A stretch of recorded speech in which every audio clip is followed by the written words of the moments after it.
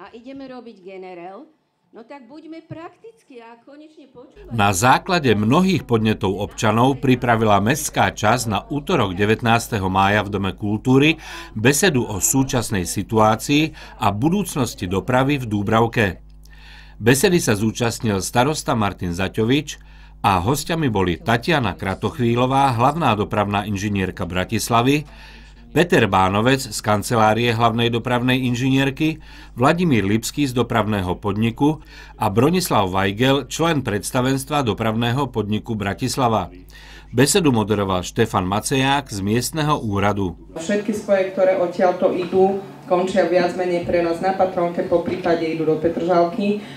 Dopravný podnik ako aj magistrát operuje tým, že nám sem chodí 5 autobusov, pričom jeden končí v Tesco Lamač, chodí do Devinskej Novej Vsi.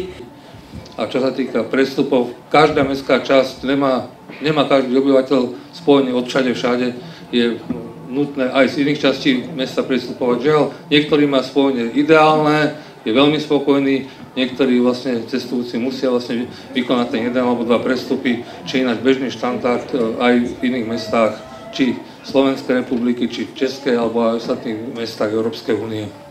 Ako budete riešiť ten náš dúbravský úzky slíž v rámci celomestskej aglomerácie, aby sme tu nemali také hrozné, ale doslova hrozné, raňajšie zácpy na Harmincovej, ale podobne tento problém je vlastne náš dúbravský aj smerom na Rady alebo smerom vonku do Karlovej Vsi.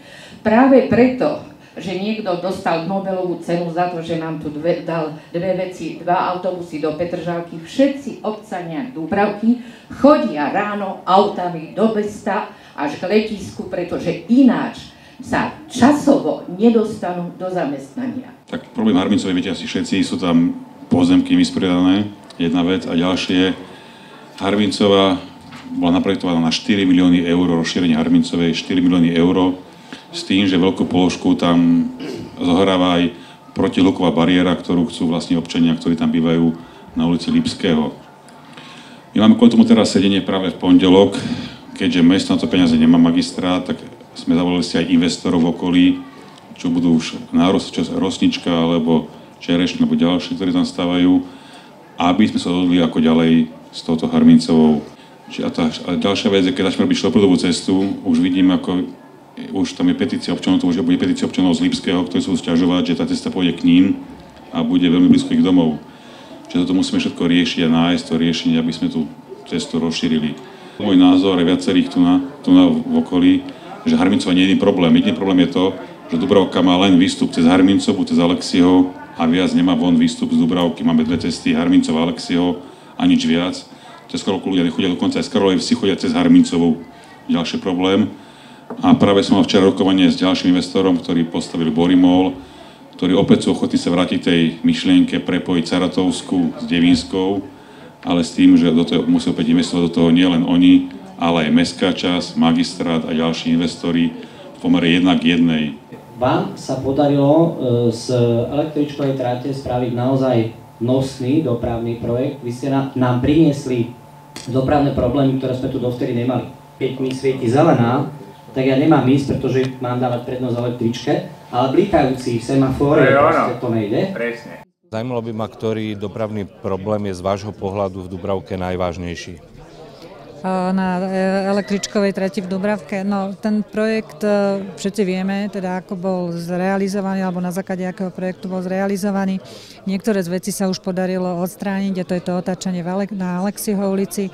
Za vážny problém považujeme za to, že nie je vyriešený bezbariérový prechod prechodcov na zastávke OD Saratov. Tam práve naši kolegovia spracovávajú návrh úrovňového riešenia priechodu prechodcov a s kolegami sa pozrieme na už niekoľkokrát upozornený problém na križovatke Alexieho. Čo sa cestnej dopravy týka, čo si myslíte, že je najvážnejšie v Dúbravke?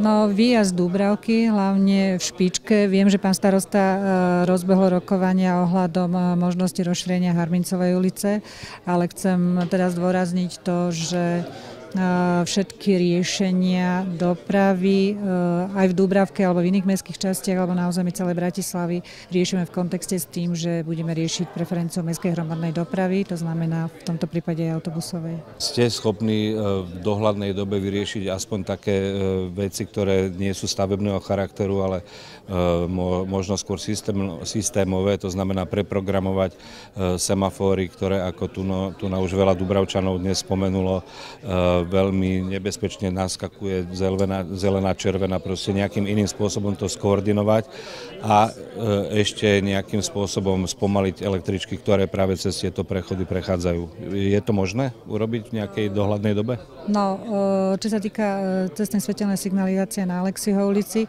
tam už úpravy boli robené, už tak ako som spomínala, je umožnené otáčanie aut v križovatke, bola upravená dĺžka preferencie električiek, tá bola znížená, čím sa teda znížili tie čakacie doby hlavne na odbočenie do Starej Dubravky a bola tam doľaďovaná zvuková signalizácia pre nevidiacich. To, na čo sme boli dnes upozornení, budeme s kolegami riešiť. Bohužiaľ, ten problém rýchlo idúcich električiek na zastávkach, na novo vybudovaných zastávkach električiek sa dal vyriešiť tým, že tie zastávky mali byť situované čelom k sebe, čo by znamenalo, že priechod prechodcov je medzi čelami týchto zástaviek a tým pádom tie električky vlastne musia zabrzdiť pred príchodom prechodcov, respektíve po nastúpení cestujúcich sa rozbiehajú, takže tá jazdná rýchlosť je podstatne nižšia, ale tento problém rýchlo idúcich električiek cez priechody prechodcov budeme riešiť s dopravným podnikom.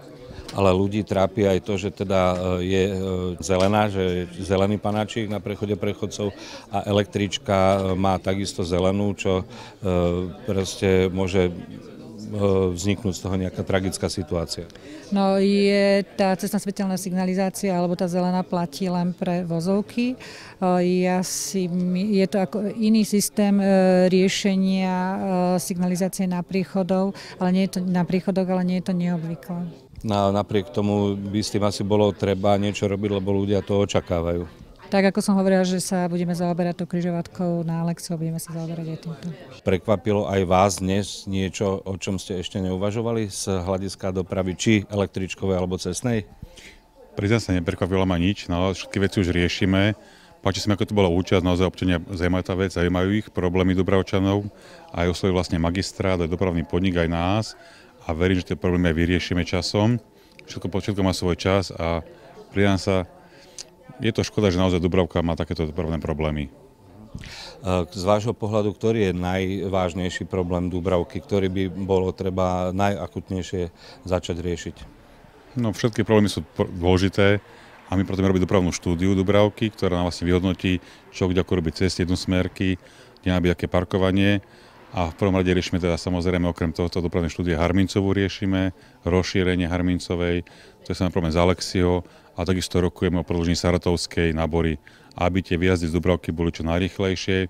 A aké máme obavy, že keď sa vyriešia problémy z Dubravky, tie problémy sa prenesú niekde inám, napríklad na Patrónku alebo niekde ďalej, ale naším cieľom je vyriešiť Dubravčanov problémy a samozrejme ďalšia vec je MHD, ktorá je električková trať a hlavne autobusy, ktoré stoja v tých zápchách a preto ten čas, ktorý sú dopravia Dubravčania do mesta, je pomerne malý. Stanovili ste si už nejaké hranice časové, alebo vy osobne máte nejakú predstavu, ktorý z tých problémov by mohol byť vyriešený, povedzme, Harmincova do konca roka, alebo o rok? Tak do konca roka určite nie, tam projektovej dokumentácie treba súťažiť niekoho. Najskôr, keď vidím o nejaký rok a pol, čiže na konci roku 2016 Harmincova, ak sa podarí aj skôr, dopravná štúdia by mohla byť do konca roka.